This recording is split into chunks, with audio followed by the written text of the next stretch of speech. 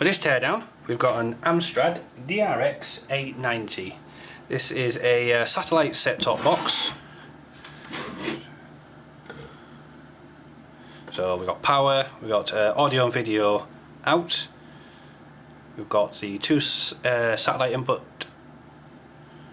We've got various RF stuff out, SCART, HDMI, Ethernet, USB, SATA, telephone line and serial. I've obviously taken the plastic covers off,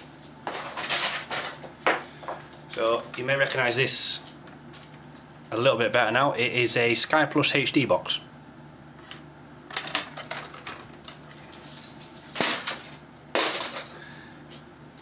So for this one, there's metal tabs just on the outer edges. There's one there, one there. Same for the other side.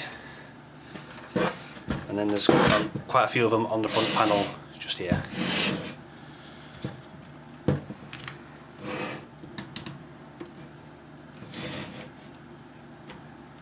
Get off. Or so he says.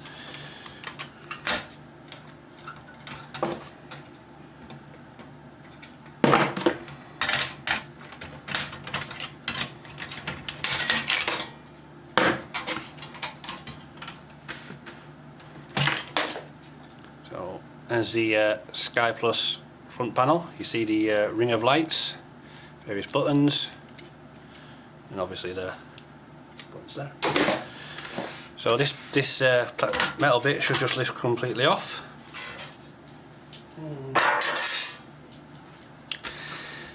So you see it looks like the hard drive is a 3.5 inch drive connected via SATA, which is this red cable here, or SATA.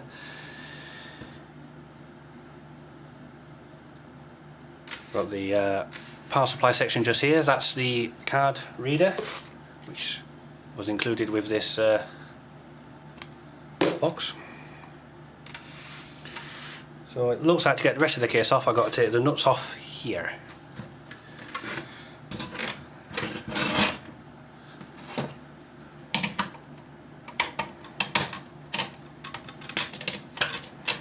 Looks like there are various screws that I've got to take out. I might even have to take the pins out of this serial port as well.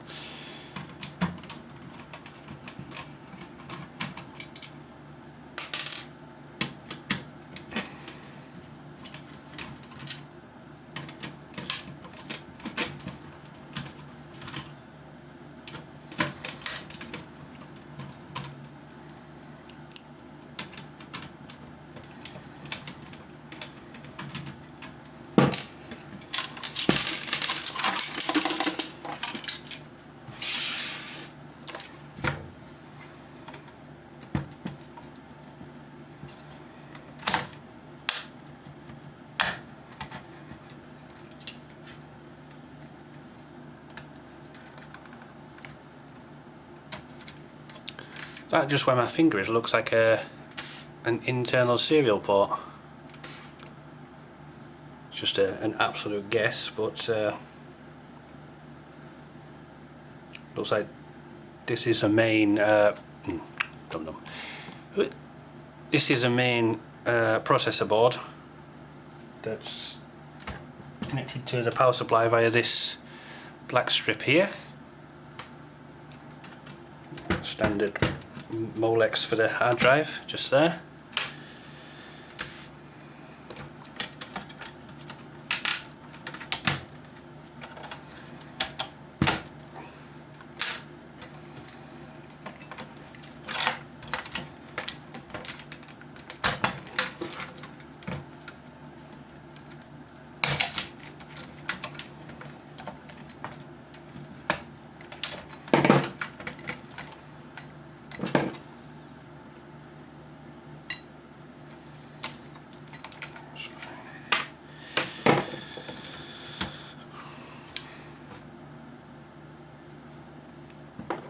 So yeah, there's a screw here as well.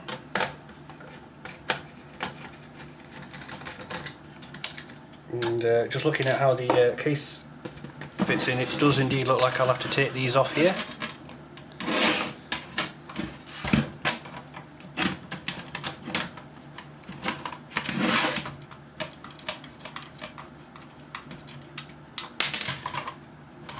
I don't think the Sky software actually uses this eSATA port or the Ethernet, or at least on this box anyway. Could be wrong.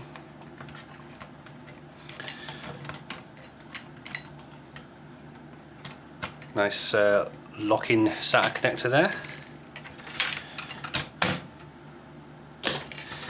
I can already feel that the board is loose as it is, so yeah, there we go. So the OEM of this board is obviously Amstrad, as I said in the at the start, but it looks like we have the memory chips just here. What's the best way? Just there.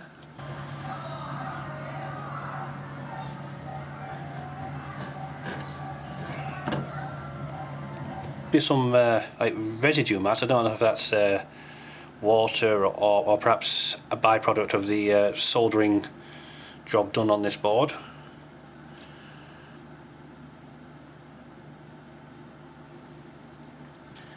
But yeah, it definitely looks like that connector there is probably like the onboard serial, so I suppose if I hooked up a serial to USB converter, there may be something that comes out of that during boot up, but obviously we've got the ports, as I mentioned.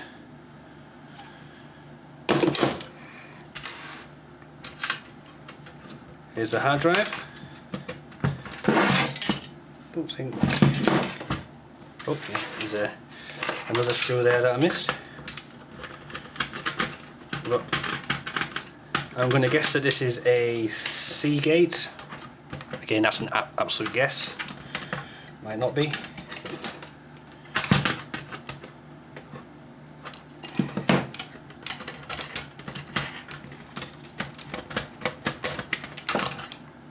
They're a fan of using these bent bits of metal to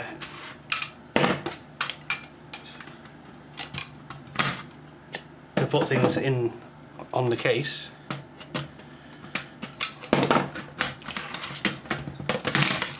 What is it? Oh, Seagate. Nice. It's a Seagate Pipeline, 500 gigabytes. But as far as I know, the Skybox itself only lets you use 256 gigabyte because they reserve some of the storage for their on-demand TV service and, I believe, operating system updates.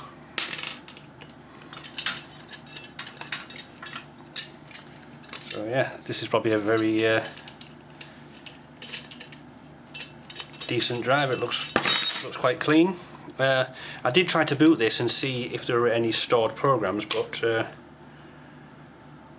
I couldn't find any. What I've noticed is this bracket. It's like it was glued on with like this pad here. It wasn't actually screwed, even though there are screw holes that match up with the drive. So that's a bit odd. But yeah, just standard SATA cables.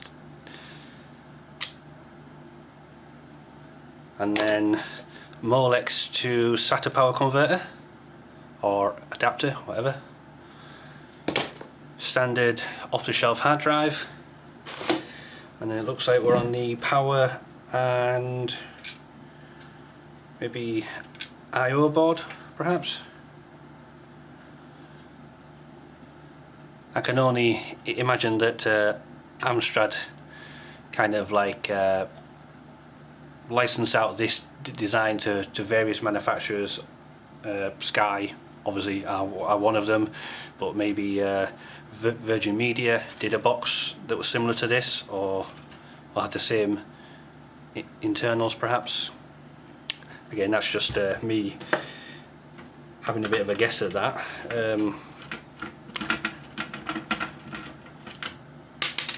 Amstrad are the OEM, and then perhaps they license the design to other people. But yeah, I think this is pretty much all she wrote really. It's not really that interesting, to be honest. The fan itself seems a bit of an odd size. I've never seen this size before, but it's only got two wires, so it can't provide feedback to the host. It does look like. So it's a Sunny-On branded fan. I don't know if you can just see in there, but there is in fact solder pads for a third lead. So I suppose this fan could be controlled by PWM, or as I've done in this case, just simple 12 volt power constantly on.